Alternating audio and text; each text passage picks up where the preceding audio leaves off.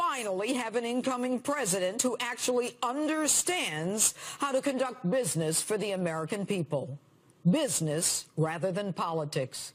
Although he's just proven himself to be pretty good at politics, too. President-elect Donald Trump already making deals, just as he promised. The strategist and CEO that our country needs. Certainly not a politician constantly worried about universal approval.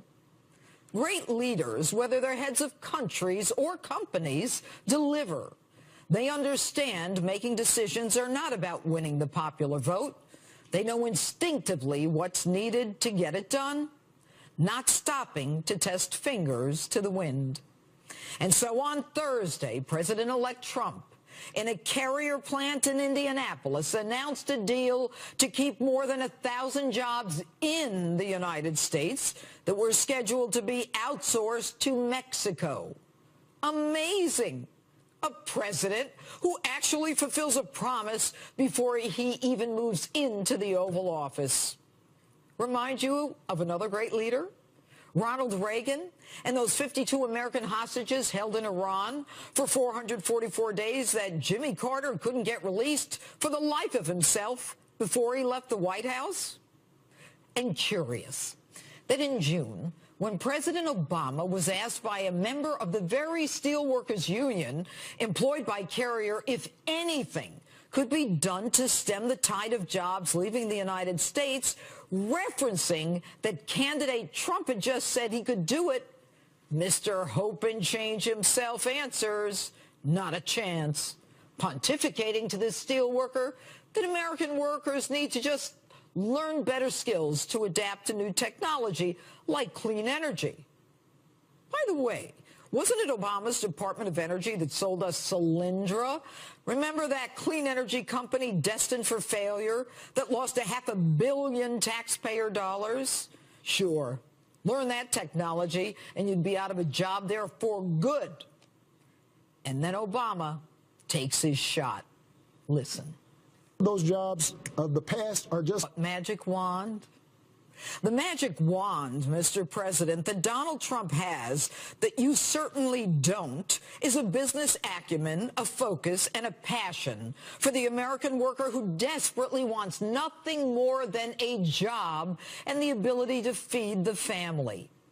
And to those naysayers, including Sarah Palin, who criticize him, let me ask you a question. If we can keep companies from exporting American jobs to foreign countries by offering incentives, why wouldn't we do that? We do all kinds of generous things for illegals, refugees. We educate them, medicate them, house them, give them food stamps. We even give them Obamacare, although the president said it wouldn't cover them. So much for transparency. We bring them in by the thousands. Now, all that costs us taxpayer dollars, not to mention the security danger. Where's our incentive? Shouldn't American workers be allowed to keep their jobs, pay their mortgages and their rent, put gas in their cars, heat in their homes, buy food, help their elderly parents, not to mention putting a gift or two under a tree, assuming they can even afford to buy one, all of which keeps our economy going? At least American workers pay taxes, more than just sales tax that fund our government to then pay for the illegals and the refugees. So if we give that tax cut, at least we get some tax money back. Not to mention that these American families won't then have to go on unemployment and welfare. No fancy slogans here, folks. No one-liners. But you're watching history. You're watching another Ronald Reagan. You're watching in real time a president-elect who is not all talk, a leader who is going to show us real hope and change. It's time for America to believe. It's not only Christmas, everyone. It's morning in America once again. And that's my open tell. Chairman and incoming Chief of Staff for President-elect Trump, Reince Priebus. We discuss the carrier deal, the latest in the recount efforts, and new details from the transition team. Take a look. And we're here with the incoming White House Chief of Staff, Reince Priebus. Mr. Chairman, as you are right now, I want to thank you for joining us at Justice. This is the first time since the president-elect was voted in. First of all, I want to congratulate you, not just on behalf of Justice and all our viewers, but so many Americans for what the president-elect has done at Carrier. I mean, saving 1,200 jobs before he even got into the Oval Office is just incredible and just what the country needs. Well, I mean, it also shows you what kind of president he's going to be, that, you know, he's not the type of guy that will, you know, I want to have an appointment with the president tomorrow at 4:45 for 5 minutes on the phone. He picks up the phone, he makes the call, and then a week later, there's an announcement that these jobs are saved. That's really what the American people should expect. The president's going to stand up for the American worker and get things done, and that's who Donald Trump is. Well, you know, it's what he said he was, and it's the man that I know, and I'm just so happy that America is going to see what he is capable of even before he gets there. But there are so many topics tonight. Let's talk about this recount where Jill Stein, who got like 1% of the vote, I don't know what the woman is thinking. Now everybody's suing everyone else. FEC by her against Clinton and Trump, and then an FEC complaint by her against Hillary, and the Trump supporters are going against Stein and Clinton. But the bottom line is there's no way that either one of them are going to win, although I think Hillary would come back from, you know, another planet to try to win again. But what is your take on all of these recounts?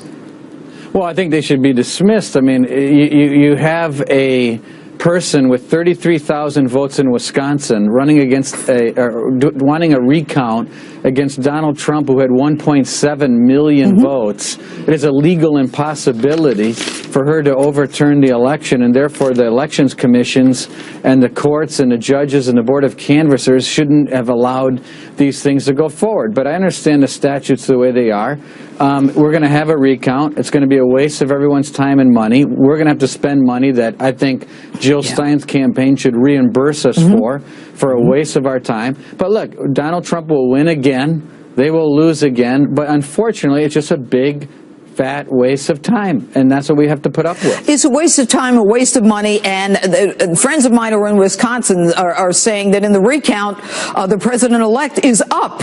So I don't know what they're thinking. And in Michigan, the attorney general is moving to stop the recount. Here's the key, Judge. But Judge, the key in Michigan is Jill Stein has alleged that she's been aggrieved by the outcome. I don't know how you can lose by 2 million votes, move for a recount, and then claim that you've been aggrieved. She has no standing to bring the case. It's a frivolous case, and it's totally hypocritical for Hillary Clinton to not be denouncing this recount. When she conceded on election night, she agreed to concede after the AP called the race. Totally hypocritical. And look, they were worried about Donald Trump not accepting the outcome of the election. Remember that outrage? Total joke. Yes, it is. All right, let's move on. You are now Chief of Staff. You or will be in January.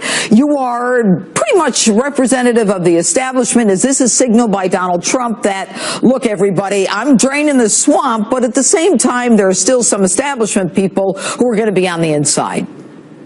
We're going to have a combination of people. I mean, look, you know, me and Steve and Jared and Kellyanne and so many others are working together.